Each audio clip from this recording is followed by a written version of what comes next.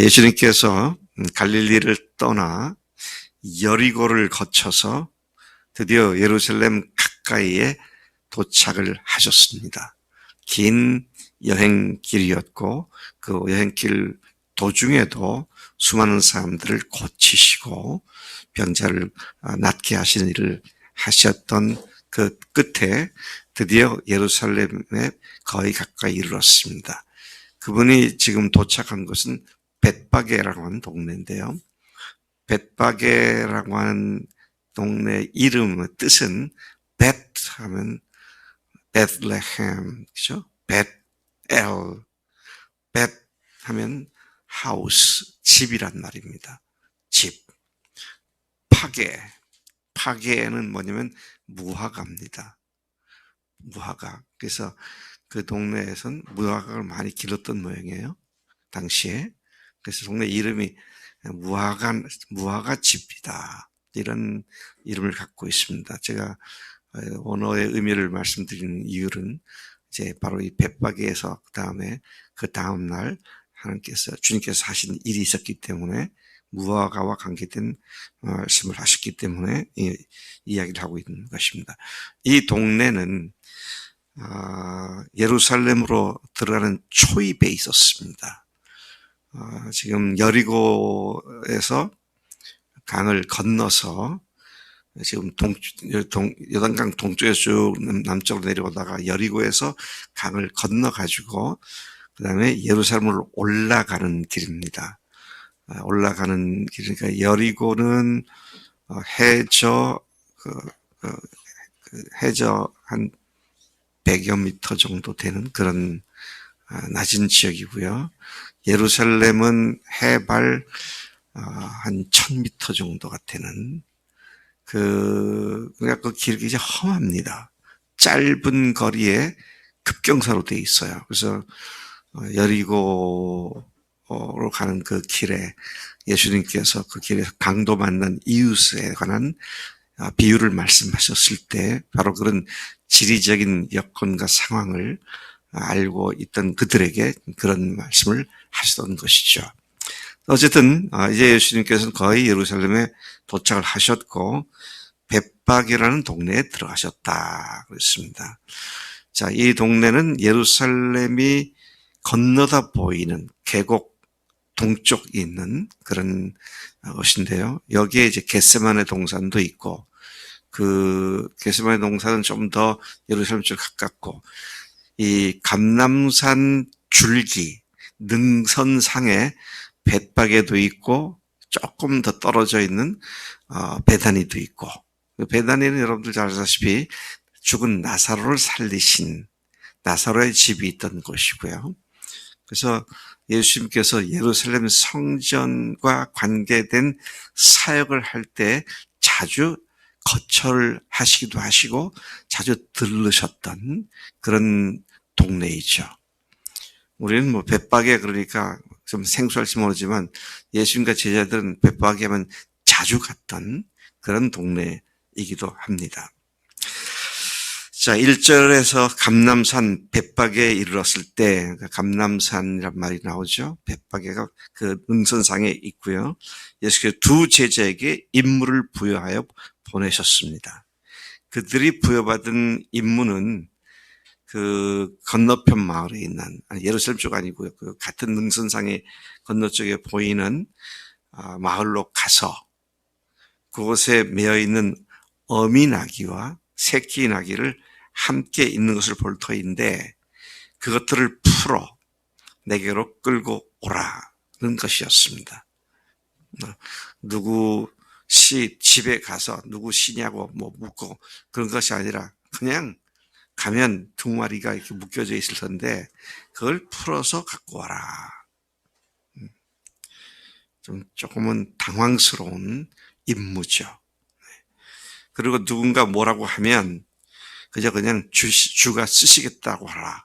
그렇게만 말하면 그가 아무 소리 안 하고 즉시 갖고 가게 할 거다. 이제 그렇게 주님께서 말씀을 하셨습니다. 그러니까 유진 자매 오늘 그 10시에 10시에 집 앞에 하얀 백색 2023년도형 제네시스 9이 한 대 있을 건데 그 차를 몰고 교회로 갖고 와. 누가 왜 그 차 갖고 가냐 물으면 우리 목사님께서 쓰시겠다 그랬다. 그러면 그렇게 할 거예요? 제네시스 한 7천만 원 하나? 근데 이상한 건 주님 딴소리 안 하시고요. 갖고 와라. 근데 누가 뭐라 그러면 주께서 쓰신다고 그랬다. 그러면 즉시 보내줄 거다. 이 두 제자들이 순종하러 가긴 갔겠지만 가면서 야 이거 뭐 잘못되는 거 아니야? 뭐 그런 생각도 할 수 있을 거고요. 요즘 같으면 경찰에 잡혀가는 게 아니야? 뭐 이런 생각도 하실 것이고 이제 그랬는데 그들이 주님이 주신 임무대로 한 것을 뒤에서 보게 됩니다. 자, 마태를 통해서 이러한 일을 쓰게 하신 이유가 바로 선지자들을 통해서 하나님께서 예언하신 말씀을 성취하기 위함이었다고 밝히면서 선지서 이사야 69장과 62장과 스가랴 9장을 인용해서 이 말씀을 기록해 주고 있습니다. 그가 인용한 말씀은 5절에 나오죠. 시온 딸에게 이르기를 네 왕이 네게 임하나니 그는 겸손하여 나귀 곧 멍에 매는 짐승의 새끼를 탔도다 하라. 그런 말씀을 예언하셨는데 예수님께서 입성을 하시기 위해서 왕으로 입성하시기 위하여 나귀를 끌고 오라고 두 제자들에게 임무를 부여한 것이죠. 예수님께서 예루살렘 성에 입성하실 뜻을 제자들에게 알렸을 때 제자들은 매우 고무되었을 것입니다. 드디어 예수님께서 칼을 빼셨구나. 드디어 예루살렘을 장악하시기 위하여 이제 입성하신 거구나. 그런 설렘을 갖고 있었을 것이라고 생각됩니다. 예루살렘에 들어가서 우선 로마 총독부부터 청소를 할 거고 또 그 총독부에 빌붙어 살았던 유대 그 권력자들을 다 몰아낼 거고 그리고 이제 메시아 왕국 선포를 하고 이런 기대가 아주 컸던 시간이었을 것이다 생각을 합니다. 자, 그런데요. 이게 얼마나 우스꽝스러운 일입니까? 개선 장군으로 또는 개선 황제로 개선문을 통과하여 아주 준말을 타고 사람들이 열광하는 가운데 딱 입성을 해도 로마 군인들을 몰아낼까 말까인데 끄떡끄떡 당나귀를 타고 가면서 입성을 한다. 우픈 이야기죠. 우습고도 슬픈 이야기처럼 들립니다. 근데 주님께서 그렇게 하신 이유가 뭐냐 할 때 우선은 말씀을 예언 성취를 위해서 그리고 그분이 세상 권세를 부리는 분으로서의 왕이 아니라 겸손한 왕으로서 오셨음을 드러내기 위하였다. 이것을 마태가 깨닫고 성령의 감동으로 이 말씀을 하신 것이죠. 그분은 권위를 가지고 사람들을 굴복시키는 여타 정복자 같은 분이 아니라 겸손한 왕, 짐을 싣고 나르는 나귀를 타시고 입성을 하신 것입니다. 제가 로마에 갔을 때 로마의 개선문이 두 군데가 있더라고요. 근데 아주 그 거창한 개선문이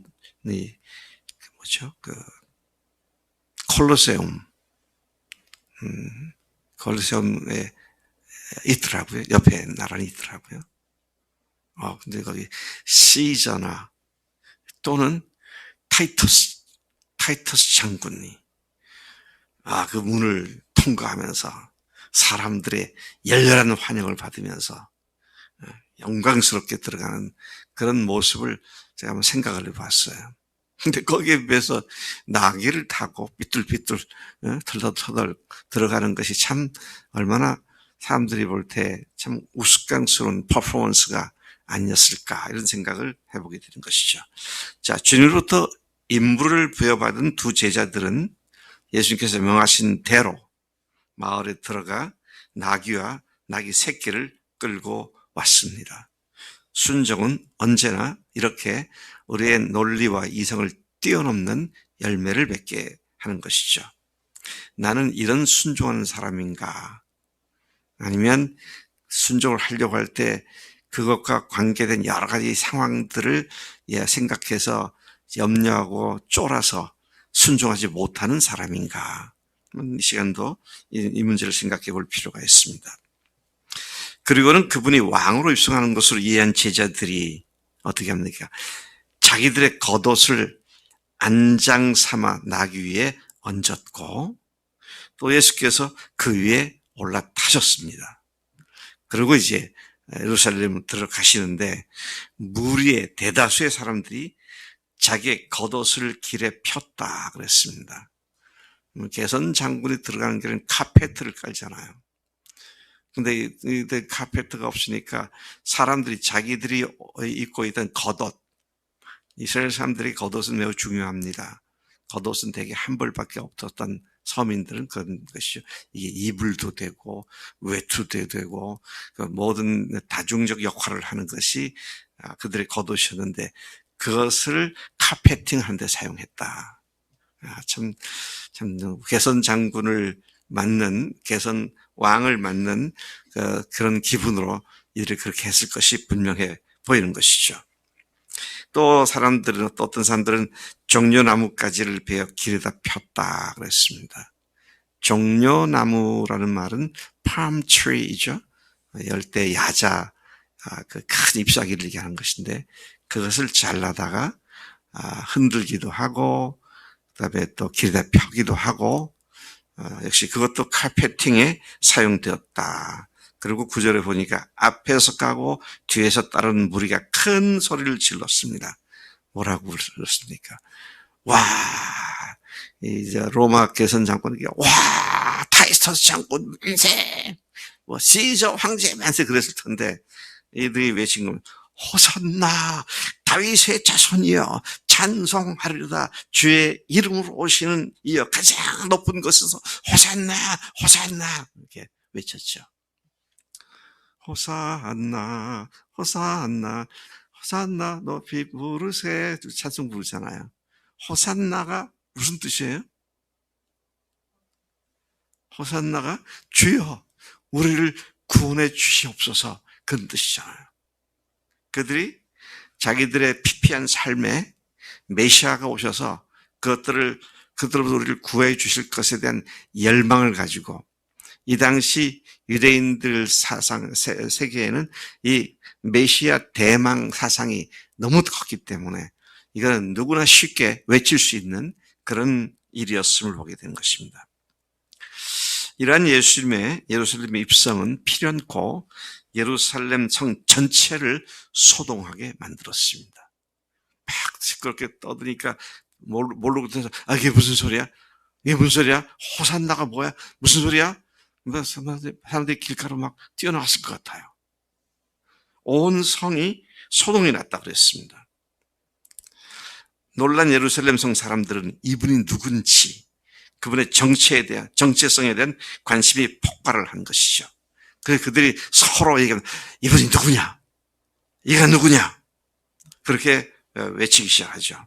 11절 예수님을 옹이하며 따르던 무리가 대답을 합니다. 뭐라고 대답합니까? 이분이 누구냐에 대해서 갈릴리 나사렛에서 나온 선지자 예수다. 여기에 마음에 슬픔이 있고 아픔이 느껴지는 말씀이죠. 왜? 철저히 인간으로 알았잖아요. 무슨 고향부터 얘기합니다. 갈릴리 나사렛에서 나온 그리고 이분에 대한 이해는 선지자 예수다. 이제 그렇게 사실 이 정도만 알아줘도 괜찮은 거 아닙니까? 네? 전혀 백그라운드도 없는 자, 나사렛 촌동네에서 나온 예수님을 사람들이 선지자 예수다, 이렇게 하면 나쁘지 않은 것 같은데, 사실 나쁘지 않은 게 문제가 아니라 전혀 이분의 정체성을 모르는 얘기잖아요. 그래서 우리가 오늘 예수님을 하나님으로 믿느냐, 아니면 위대한 스승 정도로 믿느냐, 이런 것과 똑같은 문제라고 생각이 되었습니다.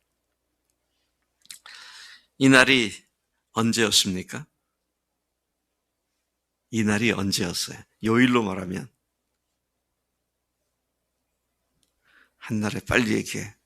시간 없어.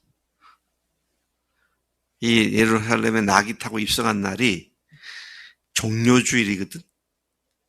종료주일, 부활절 그 한 주 전, 한 주간이 우리가 종료주일이라고 얘기하는데, 종료주일이 발생한 사건인 이 날인데, 이 날이 요일로 하면 무슨 요일이었냐고.